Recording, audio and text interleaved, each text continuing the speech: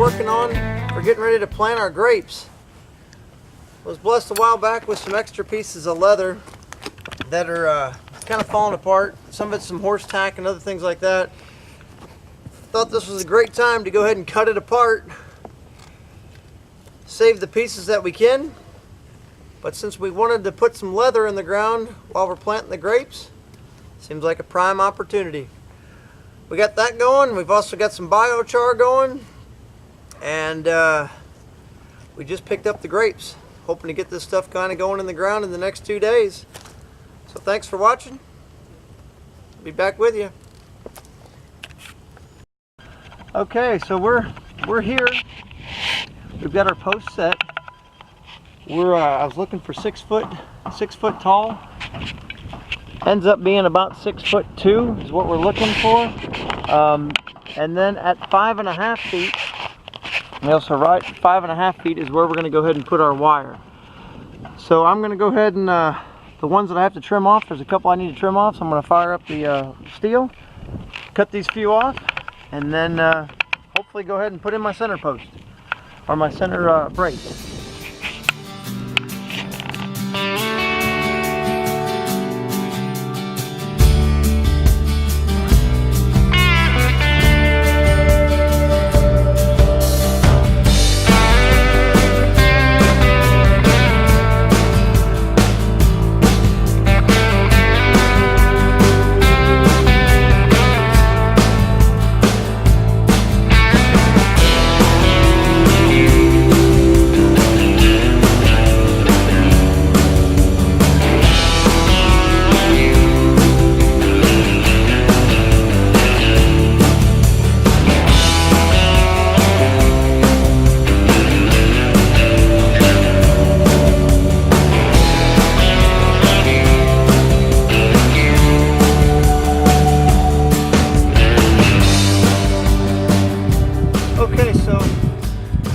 In the video that we've got all the poles and everything all up as far as the H posts, so we're feeling good on the end. We've actually got the posts going all the way down, they're all the way up, and in there also.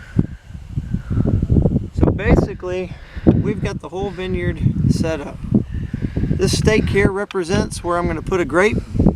We're going to go ahead and leave 7 foot off the end for the varieties that are going to be not muscadine, and we're going to plant those every 9 feet. What we decided to do is 2 feet from the base, we're going to take, I've got some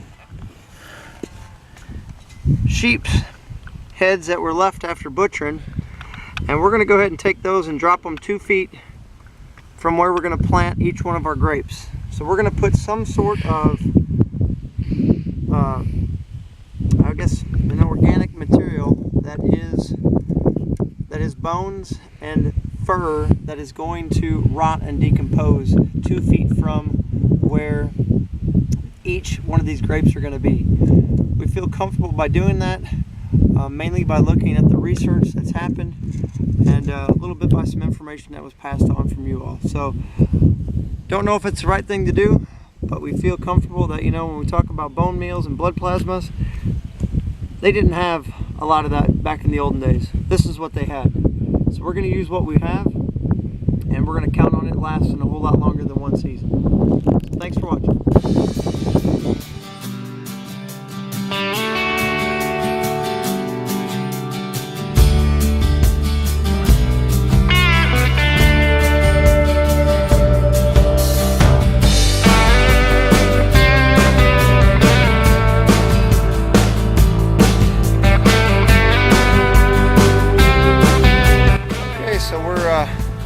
Probably seen in the video, kind of the footage, we're installing the wire, and what we're doing is we're using a 12.5 gauge just barbless wire, and I'm setting all these up at 5 foot. So we've got already pounded in all the ones for the cedar, and now I'm putting up all the ones on the metal post.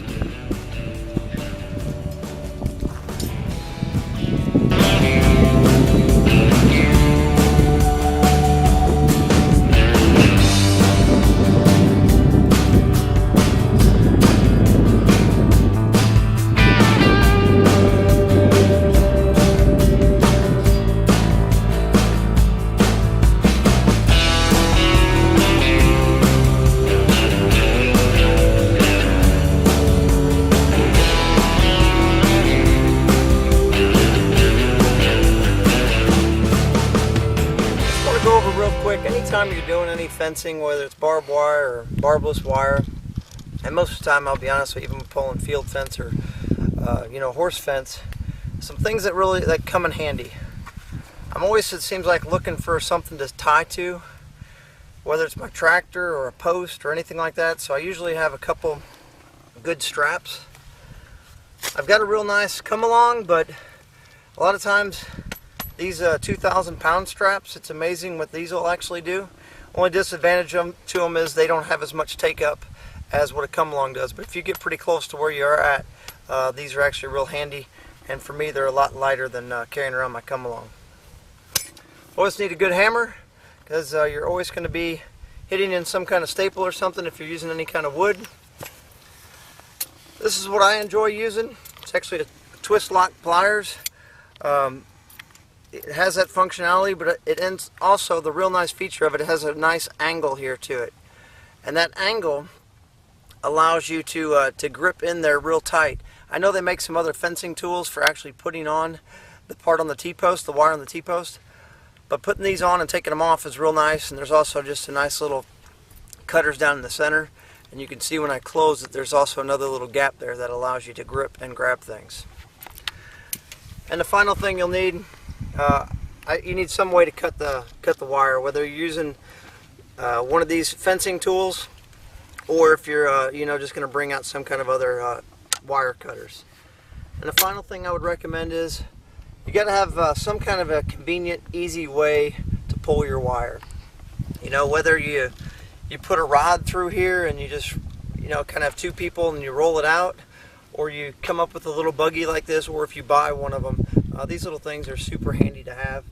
The only reason why this one's so nice as far as us is it allows one person to work, whereas if you're using the bar or a rod or anything like that through it, it takes two people.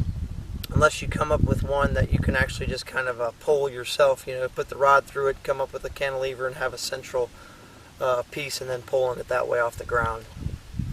But those are the tools that you kind of need for pulling fence. And for us, on this particular project, on the seedless variety grapes, we put up a 12.5 gauge wire. When it comes to the muscadine grapes, because I'm expecting those to be heavier than the seedless variety, I'll be actually putting up a 9 gauge wire for those. But we're waiting on those to propagate, so as of right now we didn't do anything, but now we'll take you through and show you what the final project looks like on the grape little vineyard. Thanks.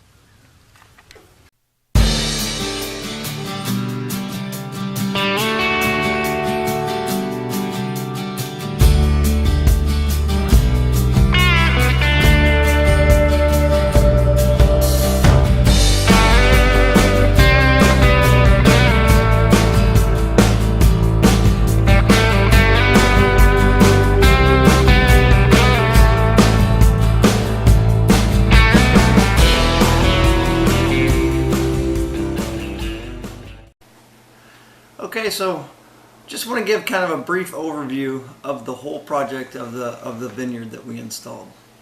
So first off, I had to get out in the woods and cut all those posts. That ended up being 30 posts, all 9 foot long. So that took a little bit of time. Then after that, Luke and I spent some time researching on spacing, other things like that. Made some biochar, which some of you probably saw that video. We'll try to link that into here. And then we went ahead and dug the holes for the grapes, and after we researched the varieties we've got. So the varieties that we've got are the Vanessa, the Reliance, and the Mars. We put in 15 of each. And the other 2 areas out there that are not set up yet as far as planted are going to be for the Noble and the Southern Home, which are a muscadine variety. Those already grow on our homestead. We're actually propagating those right now. And then after that, we went ahead and actually, dug the holes, 45 holes, to go ahead and put those grapes in the ground. Then we had to go get mulched them all. Then we set up the T-post, and then finally we fenced it. So one of those pieces where whenever you get into a big project, just make sure you think through all the steps and make sure you've got enough time to complete it, because this one here, it probably on and off, worked on it on and off for about 3 weeks. So it's one of the bigger projects that we undertook this spring, along with the orchard. But right now we're feeling really good about where we're at, and we're excited for the next couple years to go by so we can watch them grow, continue to feed them good with fertilizer, some water, and well, I say fertilizer, sheep manure, maybe a little chicken manure, and just continue to let them grow. So thanks again for watching. Please share with others. Please subscribe.